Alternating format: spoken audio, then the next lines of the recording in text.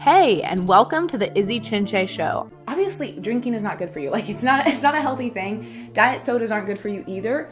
But if you're trying to stay fit and trying to stay lean, there's 0 calories in diet sodas and stuff. I am so pumped that you tuned in.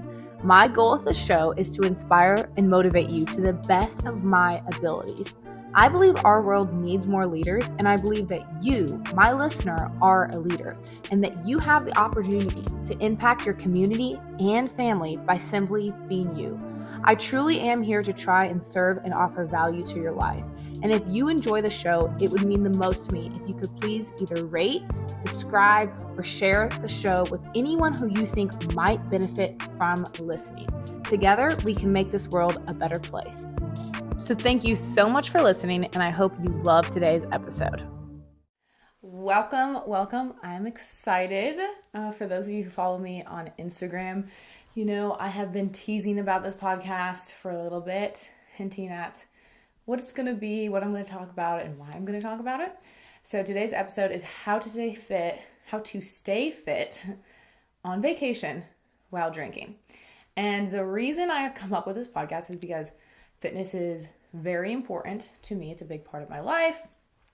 And I try and inspire people to work out. I think it's important to work out, but it's also fun to travel and go on vacation. And for me, drinking is something that is still part of my life and something that I like to do for fun and on occasions. And I was on my honeymoon 2 weeks ago because I got married, obviously, which is amazing. But to Mitchell and I, fitness is really important, and staying healthy is really important, and staying in shape is really important, and it's also very important for us to have fun.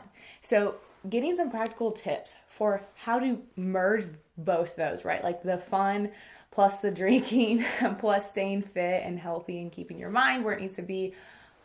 Like, we need more content around that because everything's so extreme. It's either this or that. It's either like you drink or you're completely sober, but where's like the in between, and how do you stay fit while you're on vacation? Why, like, some people go on vacation and they're just like, I'm on vacation. So then they just throw everything out the door, and then they're just super unhealthy for a bunch of days in a row, which feels kind of poopy in my opinion. So that is why I'm doing this podcast, and I hope it brings you a lot of value. Okay. So number one, my first tip for staying fit on vacation while drinking is to not skip your workouts. Do not skip your workouts. And the thing is, when you're on vacation, you have a lot of time, right? You're on vacation. You don't have a bunch of to-dos. At least that's how I vacation. Like, maybe you have some events on some days or whatever. But for the most part, you're chilling. For me, it's chilling on the beach or by the pool. Like, that's vacation mode for me, all right? So if you're similar, that means that you have a lot of time. So really, there's no reason to be skipping your workouts. So every morning while we were there, Mitchell and I got up early. Actually, that's not true. He got up earlier than I did.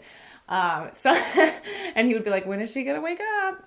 So he would get up before me, and then we'd get up, and then we'd go to the gym, and we'd hit our workout. And we tried to stay close to the normal kind of workout routine that I stay on when I'm not, like, just throughout my week. I was like, okay, what would technically today be? It was like, today was technically leg day. So I'm like, all right, I hit legs. And then the next day I was like, push, pull, whatever it is, just kind of stick to it and be flexible, right? Because when you travel, a lot of the places that you go to, like, they will have gyms, they will have places that you can work out, but they're probably not going to have everything that's normally a part of your routine. And that's when it's really crucial to just be flexible, right? Just be flexible and be like, okay, they don't have that, and not be like, oh, well, they don't have everything I need, just scratch it all. No, an in between, and even a half-ass workout is better than no workout. And I don't care what people say, like, no, you got to go balls to what. No, a half-ass workout is better than no workout, right? So even if it's not as great, at least you're getting the workout in. And there's like a couple reasons for that. For one, I feel like I want to earn the right to be like sitting on my butt and drinking a margarita by the pool, right? I want to be like, okay, I earned that. I don't feel like so gross. Also, working out gives you more energy anyway. So if I didn't work out and then I was just laying around all day, my energy would absolutely tank. Okay, so the first one is to work out, and that's within the fitness place. There's another couple pieces of advice that I have for like just staying fit. And the next thing is to just use every opportunity to walk that you can, right? And also like taking stairs, like cut the elevator, take the stairs. You'd be surprised in a day how much all of those things together kind of add up. Like if you're taking the stairs like 6 times versus the elevator every single time, or, you know, you're like, because sometimes it's like, oh, that's too far, I don't want to go there. But then if you just think about it as like, well, I'm getting extra steps in, I'm getting some movement, then you're like, all right, I'll go do that. The other thing is to take walks, especially if you're at the beach. I keep saying the beach because like if I go vacation somewhere, I pretty much always go to the beach. But if you are like a city person or something, that's great. Like don't Uber everywhere, try and walk more or whatever it is. But for me, it's like, okay, I'm going to the beach. So walks on the beach, divine, and a great way to get extra steps in. The third piece kind of under the umbrella of actual movement and fitness is to play some sort of sport, play some sort of game. Even if you're not an athlete or whatever, it's so fun to play a game. Like we played volleyball on the beach and I was sweating bullets, but I was also moving. It was giving me endorphins. I was getting pumped up. I was like, yes, I have more energy to enjoy this vacation. And whether that's volleyball, soccer, tennis, whatever, try and throw some like physical activity in so it doesn't feel like fitness, but it's like at least you're working out. You're getting some sort of movement in, but it doesn't feel like you're literally doing it just to work. Like it's actually fun. And I just recommend that for people like in their lives. Like I know some people who like they hate going to the gym. I'm like, don't go to the gym then. Join a volleyball league. Play volleyball a couple times a week. Play soccer, like play a sport instead. If you know you hate the gym, first of all, I think it's really important to weight train, so she'll probably work on that, but like don't force yourself to just do that out of nowhere, because then that's going to be no good. When I'm trying to encourage people, especially people who are not into fitness, they're not working out, they're out of shape, I think one of the worst things that you can do is just be like, doesn't matter, suck it up, go get in the gym. Some people will respond well to that. There's a lot of people though that are like, they're so intimidated, they don't know how the machines work, they don't know what to do, so it's like, okay, let's join a class of some sort to start and just get kind of familiar with even the concept of working out. Some people actually just can't even understand that. They have a really bad relationship with that. So I encourage a lot of people like, okay, find an activity that is active that doesn't feel gruesome to you. And for some people, that's like so many different things. Like there's so many random things that require movement that are not working out per se, but you're exerting a lot of energy, so you are working out. So that's just a random little tip right there. So play a sport, get your steps in, and don't skip your workouts. That's under the first umbrella. All right. So the second thing is the actual drinking itself, right? Because it's important to do all the fitness and everything and not throw that out the door because you are on vacation. So you're probably going to be eating more things that you're typically out, like not a part of your diet, and you're going to be drinking. At least I am. If you're listening to this, you're probably someone who drinks on vacation. All right, so with the drinking, the first rule is to cut drinks with sugar in them. It's just so many useless calories.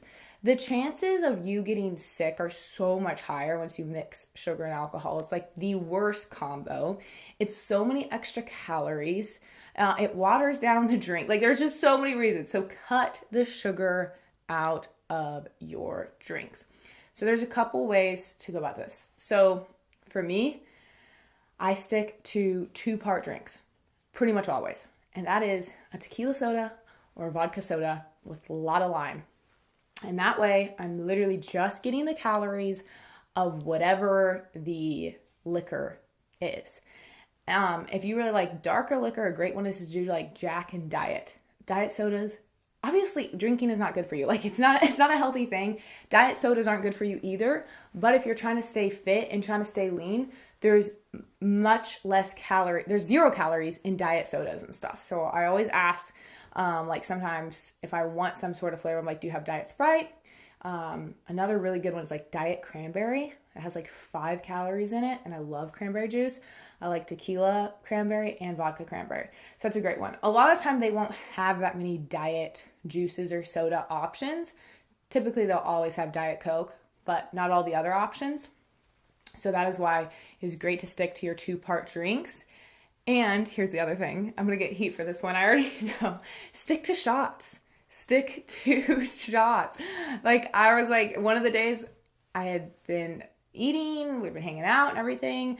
It's like, I do want to drink, but I don't want all the calories of drinks, so I'm just going to have a shot of tequila. And that's exactly what I did. And I cut all the calories that I didn't need and just got straight to the business. I was like, I want a little buzz. Let's take a shot and go play volleyball. It's literally what we went and did. So it was really fun, but it's a great way to cut calories. I know some people are like, oh, I love my margaritas, blah, blah, blah. I had 1 margarita the entire time I was there. And honestly, it wasn't even worth it. I was like, okay, whatever. not really interested. So the more you can cut sugar out of your drinks, the better chance you have of eliminating a lot of extra calories. Because if you even like look at the details of like the sugar contents in a margarita, it's really, really high. And there's so many drinks, especially on your vacation. They always have like those fun, fancy, floofy drinks. And it's like, oh, wait, yeah, this drink has 700 calories in it, which is insane. So that's not where I'm going to waste my calories, because I'd rather eat more and eat yummy things than just drink a bunch of sugar. So that's why I stick to no sugar in your drinks. This is if you are trying to stay fit while you're on vacation, you're trying to stay lean. For me, I'm like always in a swimsuit, so I don't want to look all bloated and everything. So I'm like, no, we're cutting the sugar. Okay. The final phase of this is to get locked in on your food. And my first tip with food is to skip useless calories, empty calories. So this is carbs that typically just turn to sugar, metabolizes sugar in my body, okay? So bread. Bread is like the first one. And there is a reason that when you walk into restaurants, one of the first things that they are going to serve you is bread, because bread metabolizes as sugar. And so we eat the bread right when we sit down, and then we have about 45 minutes later, a little crash, a little blood sugar crash. We crash and we're like, what are we craving now? Dessert. And then they sell you dessert. So there's a reason that they have the methods that they do as far as you sit down, they offer you bread. Okay. So every restaurant we went to on the resort, the first thing they did is ask if we wanted bread. There was one day I had like a little piece of it, and I was like, I didn't even want to do that. I just did it because it was right there. And I was like, nope, I'm good. And so we skipped the bread every time. If you're someone who like loves bread, I've gone through phases of that. I promise it's really easy to break the habit. If you just don't have bread in your house and you stop eating bread, you don't really crave it. Like, I do not crave bread. I used to, but I don't really eat bread anymore because to me it's useless calories. There's no real protein in it. Like some types of bread have like 5 grams of protein in the slice and then so much sugar. So skip the bread. And these rules are things that I just live by, kind of like when I am eating out, I try and play within these boundaries. So I try and not get the bread. And then once I'm like looking at the actual menu and what it is that I'm going to order, I always prioritize protein. And when you sit down at a restaurant, they typically are not going to tell you like the actual macros of the meal, because that's just weird. Maybe they do that at fast food restaurants. I think a lot of fast food restaurants, they do that actually, or you can look it up very easily. But I know enough about food to know like how much protein is in, a chicken breast, or I just know how to pick out the things that are going to have a lot of protein in them. Something that I will say that I like fall for, and that is something that I love, is pasta. But I know that pasta has like zero, it's like bread basically. So if I am going to get a pasta, I'm going to make sure that I add a protein, or that there already is a protein, so that I'm not having any protein, because in all my meals, I try and prioritize protein. So if I looked at the menu, the first thing I was going to look for, and like I said, this is if I'm just going out and eating like on a date or something, I'm going to look for something that's a whole food. And it's easy to guess what the protein count. So for me, this would be like a piece of salmon, chicken, even steak. I don't eat steak that often. Steak has like double the calories of like a white meat. So I stick to either a white meat or a fish because it has way less calories and a really high protein. And so that's what I say too. So a lot of times it was just like I order chicken with a side of whatever they're going to give me. Now I will say the veggies at restaurants often taste so good for a reason. And that reason is because they're cooked in like so much butter. So that's one thing I recommend is just like saying, hold the butter on my veggies. If you're really trying to watch, I wasn't really trying to watch what I was eating that much. I was just trying to cut useless things and stick to whole foods, high protein. And so that's what I did for most of the meals. I got a solid, some sort of meat source and then the sides, and then was fine from there. And then if I was going to have a drink, it was a vodka or tequila soda. And that way I could kind of stay within the boundaries. Another reason that I cut out bread is because I would way more want dessert over bread. Because for me, I'm like, bread, there's literally nothing there. At least when I have a bite of dessert, I'm like, oh yes, like it hits a spot in me. But I'm definitely not going to do both. I'm not going to do bread and dessert. And for some people, they're like, that's so restrictive. That's so what it just works for me. And it's what I like to do. And I like to look lean and I like to see my abs. So these are like the boundaries. Now I can be more flex if I'm not drinking, but especially if you're drinking, you got to watch what you're eating. Otherwise it's going to metabolize in a way that is not the best and just kind of hang on. And that's not what I want. Also, since no one comes at me here, I am not a nutritionist or any kind. This is just what works for me. So there's my disclaimer. So at the end of most meals, I like a little bite of dessert. Now I really don't like a lot of dessert because I'm not someone who just like loves so much sugar. And I try and stay away from sugar. So if I'm out on a date with Mitchell, we've literally gotten dessert maybe twice if we're actually on a date because it's just not where we put our calories. But I'm always going to split it with him.